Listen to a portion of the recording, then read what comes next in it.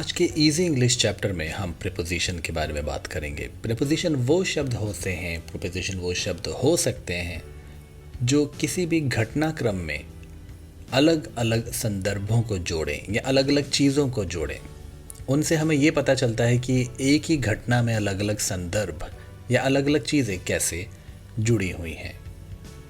ज़्यादातर प्रीपोजिशन हमें पोजीशन यानी कि जगह के बारे में बताते हैं। कुछ उदाहरण देखते हैं जिससे कि आपको अच्छे से समझ में आए।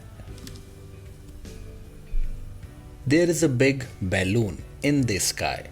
एक बड़ा गुब्बारा है जो कि आसमान में है। तो आसमान और बैलून के बारे में जो एक संबंध है वो हमें कौन सा शब्द बता रहा है? इन। तो इन यहाँ पे प्रीपोजिशन हुआ। वैसे ही Jane is jumping into the pool.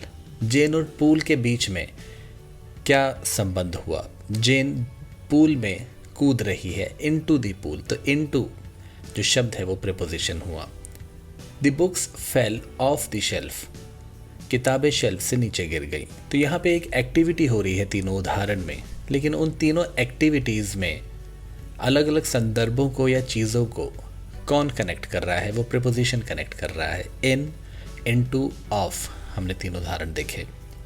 इसके अलावा कुछ और उदाहरण देखते हैं। Dad always keeps his wallet in the drawer. There is a long mirror on the wall. The school is near the park. There is an old castle on the hill.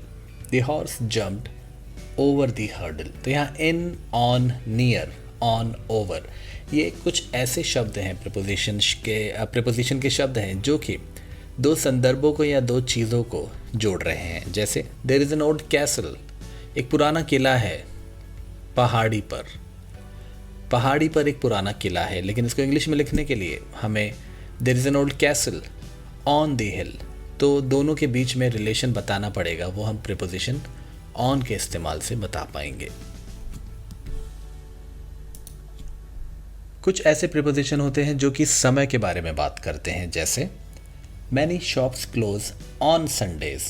We always wash our hands before meals. We watch the World Cup game until 2 a.m. Dad gets home about 6 in the evening. The trees lose their leaves during winter. तो यहाँ पे on, before, until, about, in और during ये शब्द prepositions कहलाते हैं।